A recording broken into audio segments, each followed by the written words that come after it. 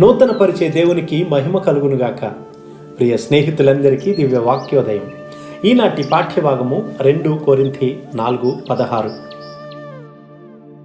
కాగా మేము అధైర్యపడము, మా బాహ్య పురుషుడు కృషించుచున్నను,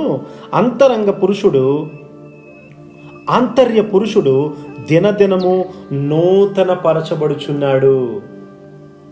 క్రీస్తునందు జీవించేవారు నిరంతరము కూడా నూతన పరచబడే అనుభవాన్ని కలిగి ఉంటారు. దేవుని సేవలో ఎంత వినియోగించబడితే అంతగా ఉన్నతమైనటువంటి మెట్టులోనికి ఆయన లేవనెత్తుతాడు. బాహ్య శరీరము బలహీనమైనా కూడా అంతరంగ ఆత్మీయ పురుషుడు ఇంకా బలవంతుడు కాగలడు. దేవుని తలంపులతో బలపడిన శరీరము అంతగా బలహీనపరచబడదు. దేవుని సృజనాత్మక తలంపుల వలన శరీరము పోషింపబడడం వల్ల సాధారణ వ్యక్తుల కంటే కూడా దేవుని బిడ్డలు బలమైన పని చేయగలుగుతారు. ప్రపంచమే ఆశ్చర్యపోయేటంత గొప్ప కార్యాలను మనము ఆంతర్యంలో ఉన్నటువంటి దేవుని ఆత్మ వల్ల చేయగలుగుతాము. నీ తలంపులను అదుపులో ఉంచుకుంటే నీ శరీరం కూడా నీ అదుపులో ఉంటుంది. రహస్య ప్రార్థనలు చేసే స్థలాలకు దేవుని ప్రేమ తరంగాలు ఎల్లప్పుడూ కూడా చేరతాయి. శరీరము ఆత్మ రెండు కూడా నూతన పరచబడే చోటికి చేరుకుంటాయి.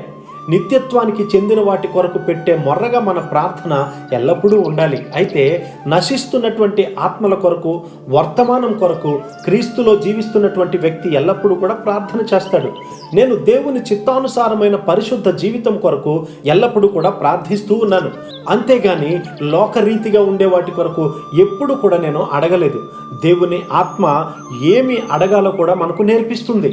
నిత్యత్వానికి సంబంధించిన వాటిపై మన మనస్సును పెడితే లోకంలో ఒక గుర్తుగా మిగిలిపోతాం. జాన్ బన్యన్ అనేటువంటి గొప్ప వ్యక్తి ఇంటి నుండి తరమబడి చెరసాలలో వేయబడ్డాడని తెలుసు కదా.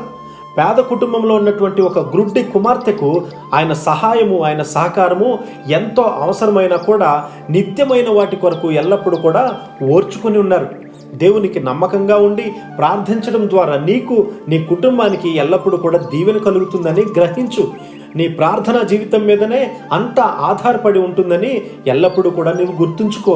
క్రీస్తులోని నిజమైనటువంటి జీవితము మన ద్వారా ప్రచురపరిచే కృప ఆయన మనకు సమృద్ధిగా అనుగ్రహించునుగాక. ఆమెన్. Praise the lord.